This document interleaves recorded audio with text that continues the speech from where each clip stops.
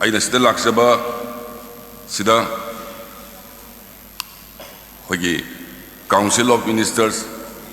Council of ꯑꯩꯈꯣꯏꯒꯤ honourable MLAꯁꯤꯡ ꯄꯨꯟꯅ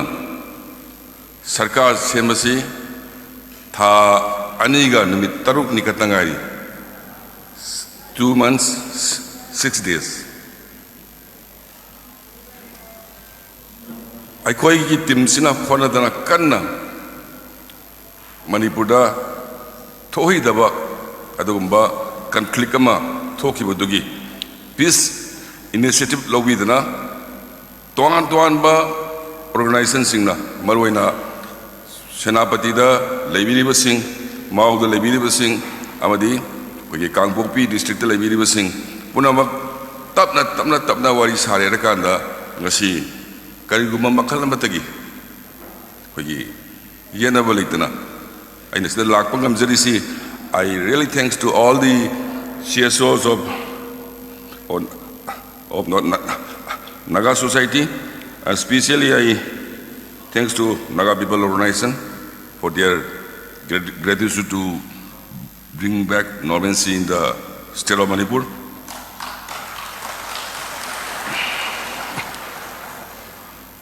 Makadana aina tang tamjaningwasi Manipur se community kuntra tarukna punna khundabal lamni ai Manipur ngaglak pasi community kuntra taruksina punna ngaglaga ngasi Manipur se leiribani aduna in a sense Manipur se mini India gumbani yan hanmada aikoi Indian ni ani subada aikoi Manipur masani Manipuri ni matam amada koigi the word Manipuri se kanam tana pamdra male hojikti naga gi isinna su Manipuri ne hayu yadre maitei ju hayu yadre adagi kanu koigi kugi isinna su Manipuri se hayu yadre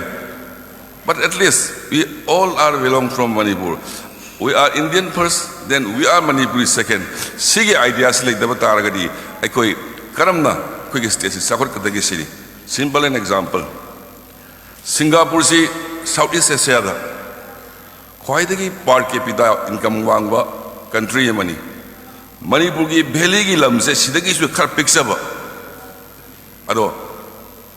community Marina Kundai, Mayam Kambi Dumai. We are all Singaporean and Singaporean Haibadugi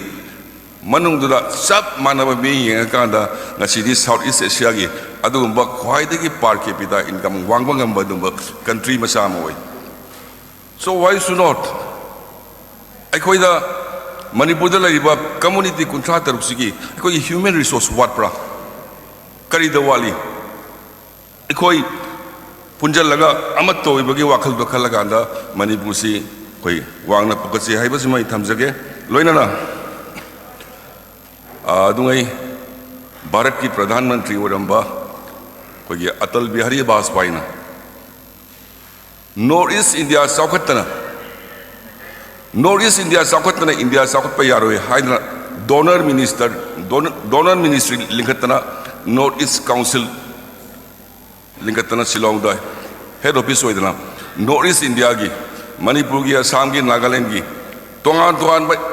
kugi development hayo tai jengjen na ba mieng lakpa hogi aduna aina thamjaning si kugi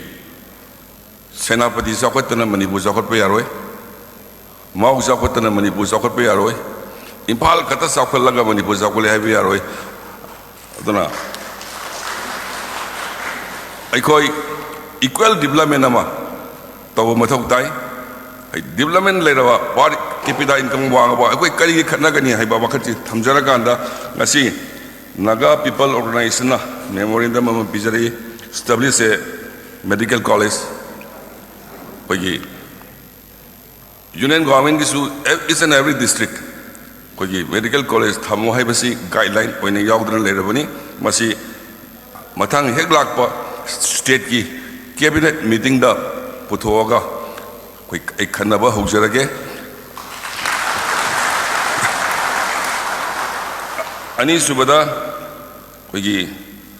ꯁ꯭ꯋꯦꯁ ꯁꯤꯁꯇꯦꯝꯁꯤ ꯐꯒꯠꯅꯕ ꯍꯥꯏꯅ ꯑꯅꯤꯁꯨꯕꯗ ꯏꯕꯤꯔꯤ ꯃꯗꯨ ꯑꯩꯈꯣꯏ honourable deputy ꯁꯤꯑꯦꯝꯅ PICD ꯄꯥꯏꯕꯅꯤ ꯑꯗꯣ ꯑꯩ ꯍꯧꯖꯤꯛ ꯃꯗꯨꯒꯤ ꯄ꯭ꯔꯣꯖꯦꯛꯇꯨ ꯊꯨꯅ ꯁꯥꯕꯤꯔꯣ ꯍꯥꯏꯅ ꯍꯥꯏꯖꯔꯒꯦ ꯑꯍꯨꯝꯁꯨꯕꯗ ꯑꯩꯈꯣꯏꯒꯤ ꯔꯤꯂꯣꯀꯦꯁꯟ ꯑꯣꯐ ꯁꯦꯅꯥꯄꯇꯤ ꯄꯨꯂꯤꯁ ꯁ꯭ꯇꯦꯁꯟ ꯍꯣꯏ ꯑꯩꯈꯣꯏꯒꯤ ꯃꯐꯝ ꯆꯥꯕ ꯁꯤꯗꯕꯨ ꯍꯣꯡꯁꯦꯅ ꯃꯌꯥꯝꯅ ꯍꯥꯏꯔꯒꯗꯤ ꯀꯩꯗꯧꯕꯒꯤ ꯌꯥꯔꯣꯏꯗꯣꯏꯅꯣ ꯃꯗꯨ ꯀꯃꯥꯏꯅ ꯁꯤꯟꯁꯤꯒꯦ ꯍꯥꯏꯗꯨ ꯇꯥꯟꯅꯔꯒ ꯇꯧꯃꯤꯟꯅꯔꯁꯤ ꯑꯗꯨꯃ ꯊꯝꯖꯒꯦ Then development of Barak Festival site ꯑꯩ ꯃꯃꯥꯡꯗ ꯑꯃꯨꯛꯈꯛ Barak Turengi ꯅꯥꯀꯟꯗꯨꯗ ꯂꯩꯕ ꯐꯦꯁꯇꯤꯚꯦꯜ ꯇꯧꯕꯗ ꯑꯩ ꯑꯃꯨꯛꯈꯛ ꯂꯥꯛꯆꯔꯝꯃꯤ ꯑꯗꯨ ꯃꯐꯝꯗꯣ ꯑꯗꯨꯛꯀꯤ ꯃꯇꯤꯛ ꯐꯖꯩ ꯃꯁꯤ ꯇꯨꯔꯤꯖꯝꯒꯤ ꯄꯥꯔꯠ ꯑꯃ ꯑꯣꯏꯅ ꯑꯣꯏꯔꯕꯅꯤꯅ ꯃꯁꯤ ꯑꯩꯅ ꯍꯟꯈ꯭ꯔꯒ ꯇꯨꯔꯤꯖꯝ ꯗꯤꯄꯥꯔꯠꯃꯦꯟꯠꯒ ꯇꯥꯟꯅꯔꯀꯥꯟꯗ ꯄ꯭ꯂꯁ ꯂꯝꯗꯝꯁꯤꯒꯤ ꯐꯦꯁꯇꯤꯚꯦꯜꯁꯤꯕꯨ ꯁꯦꯟꯅꯔꯒ ꯂꯥꯛꯄꯤꯔꯤꯕ CSOꯁꯤꯡꯒ ꯇꯥꯟꯅꯔꯀꯥꯟꯗ ꯀꯔꯝꯕ ꯗꯤꯖꯥꯏꯟꯗ ꯁꯦꯝꯁꯤꯒꯦ ꯍꯥꯏꯗꯣ ꯑꯩ ꯁꯦꯝꯃꯤꯟꯅꯁꯤ ꯍꯥꯏꯕꯗꯨꯃꯒ ꯊꯝꯖꯒꯦ ꯂꯣꯏꯁꯤꯜꯂꯛꯄꯗ once again ꯑꯩꯈꯣꯏꯒꯤ ꯅꯥꯒꯥꯒꯤ ꯏꯆꯤꯜ ꯏꯅꯥꯎꯁꯤꯡꯅ ꯄꯤꯁ ꯁꯥꯟꯇꯤꯒꯤ ꯄ꯭ꯔꯣꯁꯦꯁ ꯄꯨꯔꯛꯅꯕ ꯍꯣꯠꯅꯕꯗ ꯂꯧꯈꯤꯕ ꯊꯧꯗꯥꯡ ꯃꯌꯥꯝ ꯑꯩꯒꯤ ꯊꯃꯣꯏꯗ ꯊꯝꯖꯔꯀꯥꯟꯗ ꯑꯩꯅ ꯉꯥꯡꯖꯔꯤꯕ ꯃꯐꯝ ꯑꯁꯤꯗꯒꯤ ꯑꯩ ꯇꯦꯟꯖꯤꯟꯖꯔꯒꯦ ꯖꯥꯏ ꯍꯤꯟꯗ